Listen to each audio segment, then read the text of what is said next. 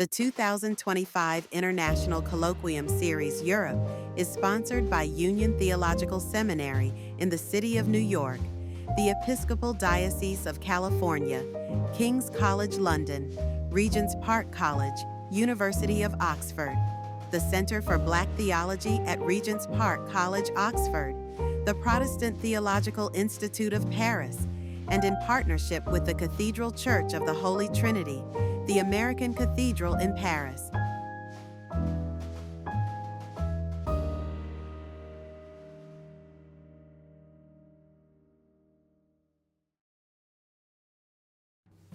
The Northern California Dr. Martin Luther King Jr. Community Foundation is dedicated to promoting justice, health, education, and service. Please consider making a donation at NorcalMLKFoundation.org. Every donation makes a difference.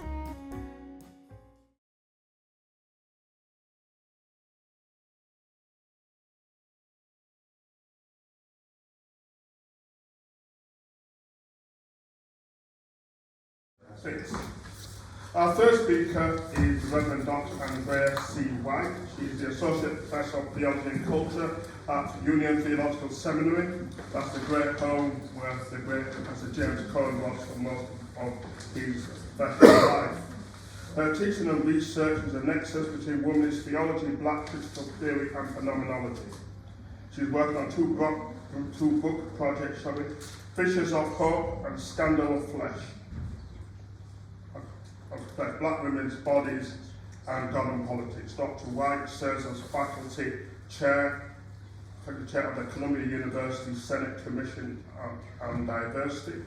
She's also served as the Executive Director of the Society for the Study of Black Religion and as chair of the American Academy Program Unit on Black Theology. Indeed, actually, like we served as co-chairs together, as co-chairs of the Black Theology Unit within the AAR.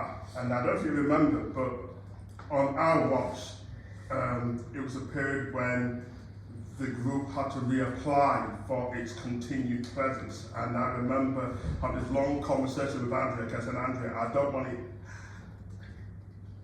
don't want the group to get thrown out the AAR on my watch when I'm co-chair, because that just looked too bad for the CV and for my reputation. Well, thankfully, Andrea knew the system far better than I did. So its continued presence was more to do with her than to do with me. But we did work together. And you learn a lot when you have to work with someone very, very closely around some of the intricacies and paperwork of the AAR. So the fact that we worked so close for 2 years and did not fall out actually tells you something about what a very gracious and generous person Andrea is.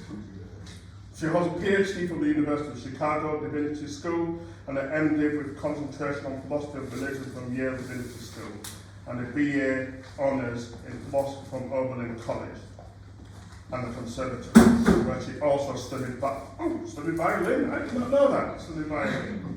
She has been ordained with the American Baptist minister for over 25 years and serves as a theologian in residence at the famous Riverside Church in New York City. We are honoured to have one of the leading womanist theologians in our midst. So please let's have a very warm welcome.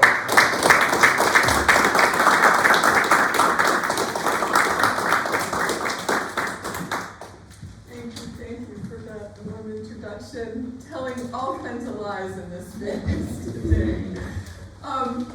Thank you, Professor Anthony Reddy, for the honor of participating in the work of the Center for Black Theology here at Regent's Park College. For those who know him, Dr. Reddy emanates a humble spirit of generosity, but he is also a force amplifying the voice of Black theology for years and years, enticing us all to think better and to practice better. So thank you for the honor of being here and the invitation, and also to my colleagues who are sharing this day with me and the travel this week, who are also my friends, also my brothers, and my teachers. all of you are my teachers. So I'm very excited to be doing this work together. Where Aaron is the son of a Baptist, of a preacher, I am a preacher. So I don't know how many closings I'll have, but maybe just a preliminary remark. I'm playing with some ideas for, Anthony mentioned a book I'm working on called Fissures of Hope. So I'm playing with some ideas in this paper, and so thank you for letting me use this as a laboratory to experiment. And I'm preoccupied with what it could possibly mean to have Black hope. What is a Black hope? And I'm also, these are all non sequiturs, but I'm trying to put them all together in my little experiment here. I'm also preoccupied by the notion of climate catastrophe and what does it mean to hope in the face of hopelessness and climate catastrophe. The annihilation of Black subjectivity is always the subject matter of Black studies, but also in light of the annihilation of the planet and planetary emergency, I think puts hope to the test in a particular way. I'm also curious about the lore of Afro-pessimism. Why do we find it so enticing? And the relation between Black theology and Black studies, which honestly, they don't talk to each other. So I'm going to put all of that together in one experiment. So thank you for bearing with me. In face of climate catastrophe, theologies of hope stand confounded by the ecological crisis through which creation is now groaning in travail. Are we not right to despair over the escalating desolation and future of the earth? Or have we misunderstood divine promise?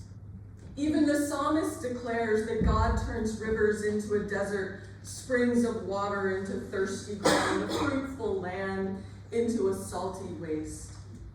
In the beginning, when God created the heavens and the earth was a formless void, and darkness covered the face of the deep. Have we carelessly left unheeded the creatio ex profundis, the depths, the chaos, the monsters there in the beginning and ever in our midst? Have we not been told that creation was subjected to futility and stands in bondage to decay in the book of Romans? Surely we have not missed that the whole creation has been groaning in labor pains until now. The future of the earth compels us to query the tenacious and enduring puzzle of the Christomorphic relation between hope and history. What are we to make of God enfleshed, the temporal in the internal, the revelation of God in history? Environmental racism and dispossession, displacement and forced migration, all these indicate the cruciform nature of the lived realities of vulnerable populations and climate refugees. What is a womanist theological response? Is solidarity of the suffering Christ consolation, or is it terror management? How does Black theology avoid oscillating between nihilism and triumphalism as if one must choose between the cross and resurrection? More than one theologian declares the problem of the future is the only real problem of Christian theology. Dare I say the names, Bart's. To hope against hope is the very nature of hope. The faithful hope for things unseen. The meaning of the resurrection abides in the future, in the death of death. On this account, hope is still hope when it shares in the grief and lament over the state of the earth. This is altogether different from the violence of hope. Hope turns violent when it assumes the form of denial masked as optimism. What form should Easter preaching take when we are living with repressed dread, untapped terror, lurking beneath the surface of our so-called hope? Womanist theologies have roundly criticized eschatologies, especially the otherworldly sort that provide false hope or complacency and sabotage justice-seeking ethical action in the world. In distortionary otherworldly eschatologies, Vincent Lloyd says, hope is not a virtue, it is rhetorical technique. In the face of chaos and catastrophe, evil and suffering, Emily Towns makes note of a paradox. The challenge, she writes, the challenge we face, she says, compels us to cry out in a communal lament, but that cry is nonetheless brimming with hope, a hope based on God's covenant of faithfulness. Such a hope, still citing Emily Towns here, such a hope is the very heart and soul of who we are and how far we have yet to go. Such hope is not subsequent to or separate from the act of lament, but indeed is born of lament. Towns cites the prophet Joel in that great day when daughters and sons prophesy, the old dream dreams and the young see visions. That day comes only after the locusts, only after the people of the land have been reduced to trembling. Hope that emerges in the midst of struggle is far from naive. The interarticulation of hope and lament here by no means intends to suggest that suffering is redemptive. Towns unequivocally opposes any notion of redemptive suffering or pedagogical suffering. Suffering is evil, full stop. Suffering is outrageous from the human and divine perspective. Our dear friend James Noel, he's actually the one who brought all of us together, calls out and denounces the appalling notion of God's providence with a capital P operating through human oppression. He writes this in a book called Black Religion and the Imagination of Man in the Atlantic World. And I mention this title because it conjures the upcoming conference on the Black Atlantic coming up in June. Redemptive suffering and the notion of heavenly reward for present suffering are actually undercut by the coupling of lament and hope. The hope of which Towns speaks is thus not a false optimism or otherworldly faith, because it is hope born of lament with straightforward and brutal recognition of the structures of evil. If theology has ever been preoccupied with an otherworldly end so powerful as to suddenly overcome all of history, it is because theology has failed to dwell and walk among those who have been exiled outside the city gates. We cannot grasp the meaning of resurrection without first directing our gaze to the skeletal remains in the valley of dry bones, the place where the Spirit appears invisible, if not entirely absent. So I want to explore this womanist insight to ground hope on hopelessness, with climate catastrophe operating as a limit case, and test it as a productive heuristic by which to read Black nihilism. The aim is not to grant Black nihilism the last word, but to wonder about it, having maybe a penultimate word. Maybe, just maybe, it is necessary to move in and through political refusals of hope to a womanist theology of hope. I would also suggest that this movement is isomorphic to the womanist critique of Black theology's hermeneutical privileging of liberation. If liberation, like Black nihilism, is a provocative overdetermination or overstatement, its insights may still be a stop along the way to a womanist project that understands the divine human encounter, not as soteriological, but as a claim about divine providence in the wilderness. But for now, this idea about the womanist Black theology relation is just a side note that I will develop when Anthony invites me back next year. I want to give some attention now to Black nihilism. To declare the end of the world could be a pronouncement of utmost despair, the absolute end of hope. From a different angle of vision, declaring the end of the world might be a form of proclamation, that is, proclamation as indictment, a radical denunciation of the violence necessary to sustain the status quo. On this latter reading, the end of the world as event of proclamation summons not despair, but revolution or rebellion. Afro-pessimism is one such rebellion. Make no mistake, it is not a catch-all fix for the world as we know it. For starters, Afro-pessimism, to put it bluntly, is not hopeful. It promises nothing by way of an alternative worldview.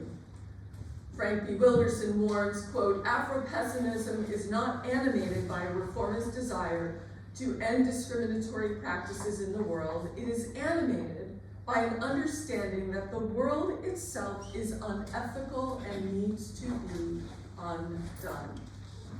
It argues that just as violence is necessary to create the world as unethical paradigm, ultimately destructive violence is necessary to undo an unethical paradigm, to bring about the end of the world.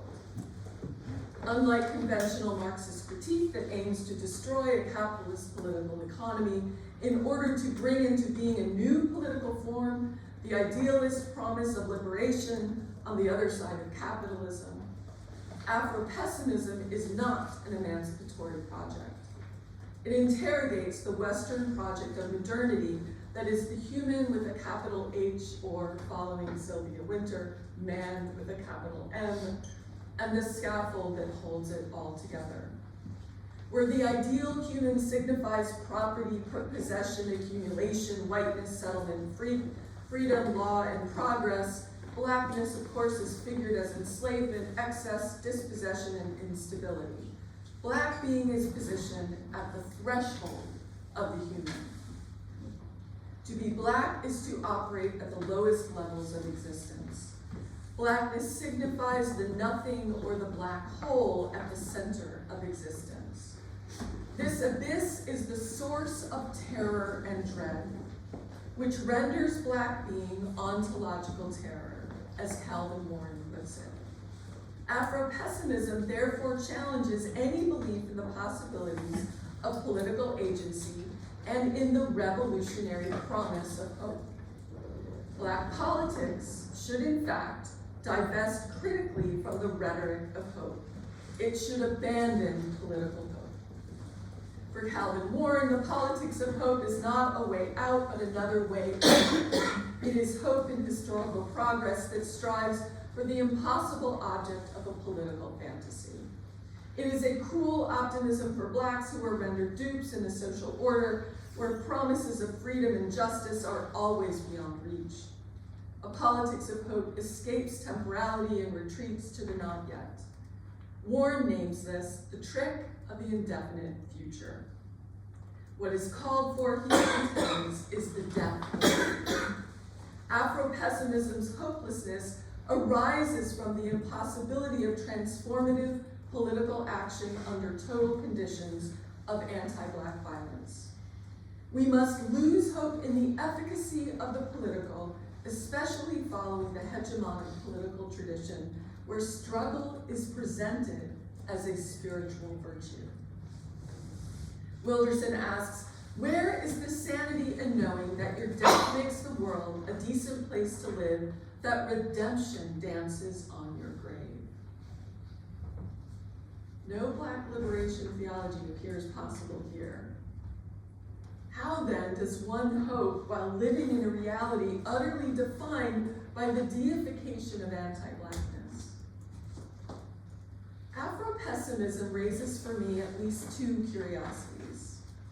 First, Afro-pessimist thinking carries with it a certain seduction. It's a bit of a conceptual oddity, but Black nihilism is rhetorically provocative. I'm curious about this strange allure of Black nihilism And so here's sketch of some preliminary considerations. Black feminist Jennifer Nash suggests that Afro-pessimism is seductive because of the way it is designed to engage, I love this phrase, the political libido of its reader and interlocutor. Nash heeds Janet Halley's call to consider the aesthetics of radical writing as essential to the argumentative work of its project. A political idea makes you feel a certain way. In this case, Nash contends that Afro-pessimism offers an illusory moral certitude that is attractive at the level of desire in a world of uncertainty. But the seduction of Afro-pessimism is more than the power of rhetoric to seduce. I contend that Afro-pessimism's allure is in its mythic and apocalyptic tendencies. Afro-pessimism's enticement is the allure of an origin story that provides an account of the world with an appeal to the beginning. Nash explains that Afro-pessimism offers a persuasive description of the entirety of the world that is about difference and power and a deep affiliation with the vulnerable, marginalized, and oppressed. It calls us to recognize the foot on our necks and to recognize the single overwhelming force that put it there. It provides a framework that points to a single cause, an account for how things came to be and how they continue to operate. However totalizing one might find such an account, we may call this its mythic character. And in addition, Afro-pessimism is also, I would argue, apocalyptic for its revelations. By apocalyptic, I mean, following Cyril O'Regan, a quintessentially critical form of discourse that is meant to disturb total knowledge. It expresses dissatisfaction with regimes of discourse and forms of life. Apocalyptic, as critical discourse, points to modernity as a form of forgetting, even willed forgetting or misremembering. So Afro-pessimism reveals, makes us see an expansive conception of violence, and speaks to a social order that depends on a regime of violence that positions Black people as internal enemies of civil society, where Black suffering cannot be analogized to other forms of subaltern suffering. Afro-pessimism points to the insufficiency of existing grammars and the way language renders non-spectacular forms of violence invisible. The quest to name violence, Nash asserts, is either to dream another world into being or to call for the destruction of this world. Even if it's not about the business of the prescriptive, there is a lore to its descriptive work, which is in effect an unveiling of the worldly reality of anti-Blackness. There's no alternative on the other side of Afro-pessimism. Its vision yearns for no promised land, yet it calls us to be better readers of the wilderness. Afro-pessimism is a way of reading the relationship between Blackness and the world, Joseph Winters tells us. All these count as features of this first curiosity I have, the seduction of an anti-hope, its mythic character as an origin story, its revelatory impulse unveiling violence that loves to hide the kind of violence that doesn't leave blood on the ground. The second curiosity Afro-pessimism raises for me is whether there might be a hidden theological impulse here, or at least a tactic for the theological. There are two reasons for this. Afro-pessimism presents a compelling theory of time, whereby the past persists in the present. It brings to acute awareness the afterlife of slavery. If we want a concept of history that sufficiently reckons with the past, without fetishizing suffering and oppression, remembering the dead without exploiting the dead, we may wish to call on Benjamin, and I have in mind here Terry Eagleton's reading of Benjamin. Benjamin's philosophy of history is a struggle with the unredeemed present. For him, the past is related to the present through its legibility in the now. Remembrance is a way of holding the past in tension with our present, and Benjamin rejects traditional accounts that seek to ascribe a universal significance to history in the form of progress. Benjamin rejects progress with a capital P in favor of an oracular messianism, one in which the messianic event promises to break into the wreckage of history. If the only alternative for Afro-pessimism is the end of the world, the alternative for Benjamin is a messianic interruption. The messianic is a name for a not yet, a future that exceeds the present, that interrupts expectations for a future. The expanse of capitalism, the colonization of desire, the impossibility of just social relations, these lead Benjamin toward a profound desire for a messianic interruption. The messianic quality is how the eternal inserts itself into time, not arresting temporality, but punctuating it and allowing us to live messianically. Of course, there's no messianism in Afro-pessimism, but the point is that its call for the end of the world is a call for a radical undoing, destructuring, or an interruption. The second theological impulse, or at least a theological inflection of Afro-pessimism, is its refusal of hope. I raise the matter of Afro-pessimism precisely because of its unyielding refusal of hope. As Emily Towns has helped to make the point, I contend that it is aphoretically this very refusal that might just be the starting point for a womanist theology of hope. A responsible politics of hope must contend with the absence of hope and its political refusals. As a precondition for considering hope, I want to explore the idea that we must move in and through hopelessness. For it is possible to take hope seriously only if we look at dread and despair in the face and stand with the exiled and dispossessed. Hope forbids complacency, it forbids self-satisfaction. The mission is one of strife and struggle against the status quo. Radical hopelessness in the face and accepts, in the words of MLK, the vocation of agony. There is an uncomfortable irony in the notion that the logic of Afro-pessimism is, if I may go so far and be so bold, the condition for the possibility for a theology of hope. The absurd logic of hope, a hope against hope, hope that does not romantically or redemptively emerge from the abyss, but speaks from the depths of the descent into the absurd with every rightful refusal of hope. The absurd logic of hope is the much more, and this is where I part ways with Afro-pessimism, it's the much more of the gift of grace through Jesus Christ. The much more cannot operate without the in spite of. A resurrection that does not deny the cross, but bears its marks. Hope occurs in the very place where I am deceived. This act of despair is already an act of hope. Hope as an act of renunciation, an embrace of a radically unprogrammable future.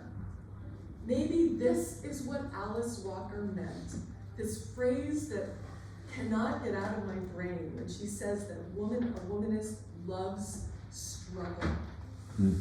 We must then dwell with earth's grievability and call the hopeful to join in lament. The point of faith and hope rests in the difficulty.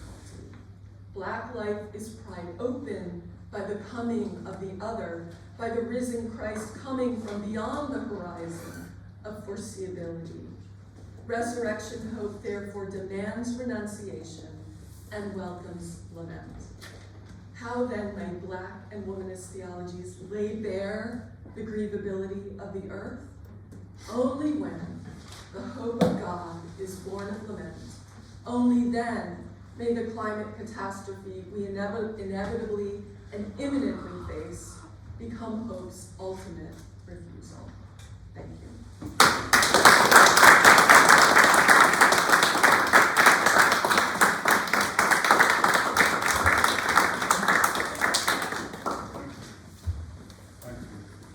We have time for a few questions. Any questions, please stand up and use your preacher's voice, but resist preaching a sermon.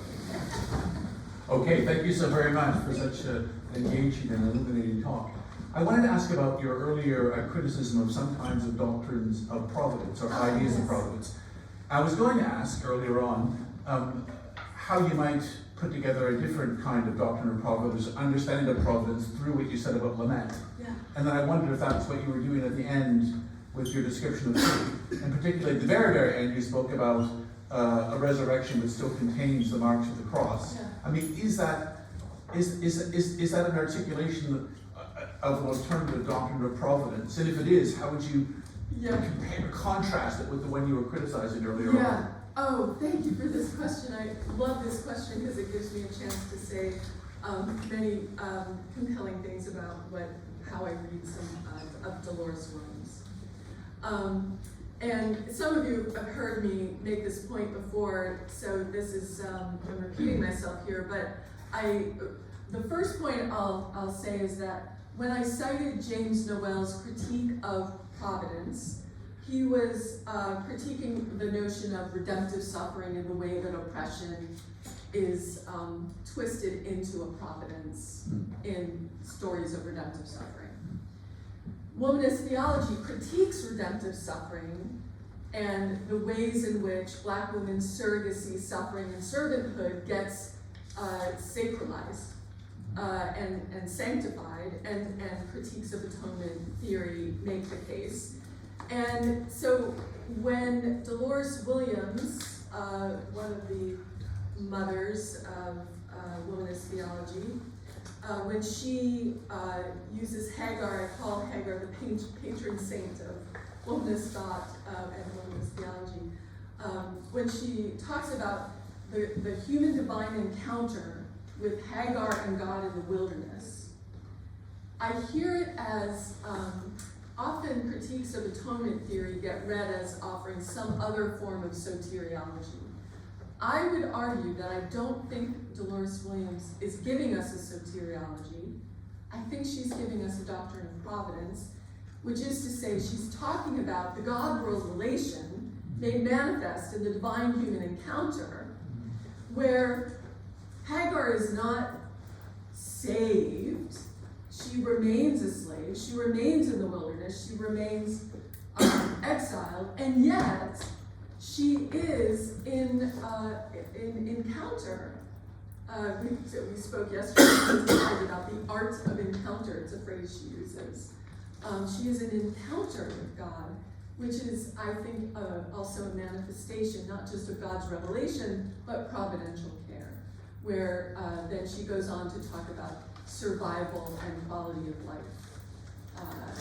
And so I hope I'm answering your question. Can I a slight follow-up with that? Yes. Also? So for example, is that last bit, Yeah. I mean, is that saying this is a kind of redemptive suffering? It's just a more profound and layered view of redemptive suffering, not such a simplistic, superficial view. I mean, would you want to keep away from the idea of redemptive suffering at all? Yeah. So when I teach my students, I always say womanist theology must always be said in the plural. It's womanist theologies. So depending on the womanist that you speak to, you may get a different spin on redemptive suffering. So I would say Sean Copeland, the opening pages of In Flesh and Freedom or Knowing Christ Crucified, I think it's In Flesh and Freedom, she's unapologetic about the notion of redemptive suffering. And Dolores Williams would take issue with redemptive suffering. So, yeah, I think, yeah, I want to make sure there's a distinction and that I don't just say something monolithic. Yes, I heard. Thank you. Yeah. Thanks for the great question. Yeah. And I'll try to get briefer answers. Okay, two questions. So George, look at the back and then yourself. So, brief. Thank you, Dr. White, for the insights you raised in your paper. I'm specifically interested in kind of the tension that you identified in the beginning in terms of the lack of conversation between Black studies and Black theology, and interested in maybe your conception of Black theology as an intellectual tradition in terms of a womanist reading of Afro-pessimism, which I appreciate your insight. So I'm just interested in that. The question that I want to ask is, in your reading of Afro-pessimism, in terms of it being seductive and it maybe having a hidden theological impulse, is it that it provides a revelation that is effective in terms of reading the current reality in terms of the afterlives of colonialism? So to use Sun Ra's language in the 1974 film Space is the Place, he says, it's after the end of the world. Don't you know that yet? And so in this acknowledgement that we're living in a fallen world that is based upon the annihilation of Black ontology, is it effective to still use this language of hope? And so to use Ashawn Crowley's language of possibility, is that another alternative linguistic option to say that to move through this hopelessness, that there is possibility, not necessarily hope, because where's the hope for the child in Congo that's mining cobalt, or the child in Gaza? So I'm interested in the linguistic alternative of possibility instead of hope. Thank you for that question. I also, the final point you made, if I'm reading him correctly, I just started reading Ian McFarlane's book, Hope and Glory, and I think he makes the exact same point. So I think this is a really important point to make. How do you use the language of hope? And yet I think that's what's radical about it, because it's a I use the word as a theological term, and over and against Vincent Lloyd's notion of hope as virtue. I read it as a theological term, and I read it with faith. Faith, hope, and love, words spoken earlier. So it's, I'm thoroughly theological on this point, which means that it doesn't make any sense to me without some doctrine of God, some doctrine of revelation, which would make some folks really, really uncomfortable. And I would say the Black Studies, Black Theology, lack of recognition, mutual recognition. This is not the whole story, but part of the story has to do, I think, with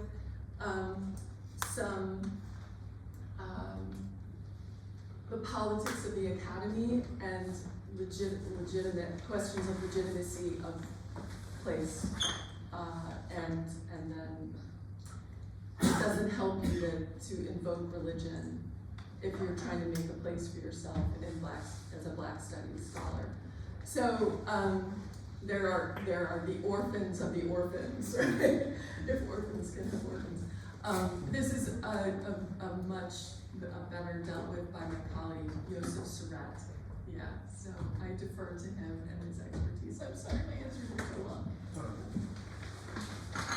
Thank you. I really loved hearing some thoughts on climate change in relation to Black theology, and I wondered if you might say maybe something more about the layers of oppression with the natural world and the rest of creation, which I know some womanist theologians are really talking about, and I wondered if you might share your thoughts on that. Yeah, this is such a good question, and I confess to you it's not my area of expertise, but I think of it as a kind of limit case for what hopelessness is up against.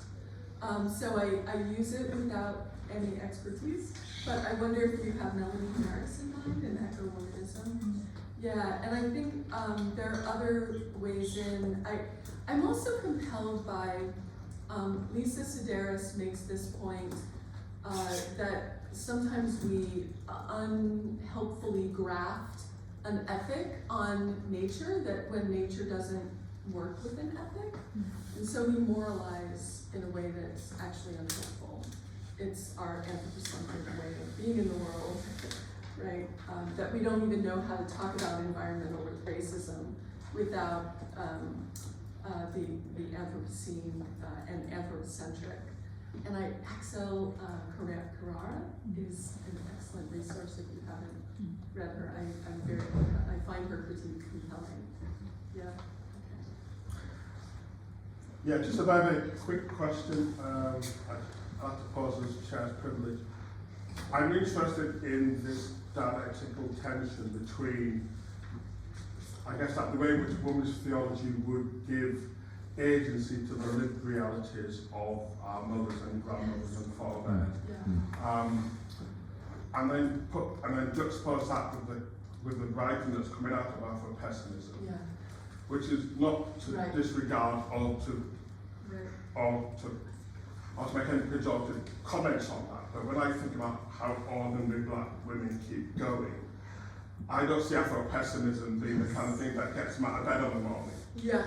And then to struggle to make life a whole community. So how would you kind of hold those things in tension? Yeah, this is where it utterly falls apart, and they would have nothing to say to each other on the issue of political agency, because a womanist tenet, if you will, is it's all about declaring agency when you can't take freedom for granted. And what does it look like to talk about power in the context of powerlessness, agency, black women's agency, that never goes away, even under the worst of circumstances, the worst of exile, the worst of slaveocracy, etc. Which is exactly the opposite of what Afro-pessimism is up to. Being a political actor, what would be the point? Yeah, the death to hope and death to politics, death to political agency. Yeah, so I don't know if that answers your question. Completely. Could not be further apart. I was just wondering whether you could, whether you have any thoughts or comments about black music coming out of the gospel tradition being a generative force of hope inside expressions of despair. Please, Greg. We've got an expert on that question. I don't think I can answer that in any intelligent way. Ray, did you hear that question? Yes, I did. Oh, good. This is a really good segue. Did you plan that? Did you ask that question? Hold that question, because Ray's coming. Ray's coming, so there's our next speaker, and then I'm sure that you will deal with that. But in the meantime, Andrea, thank you very much.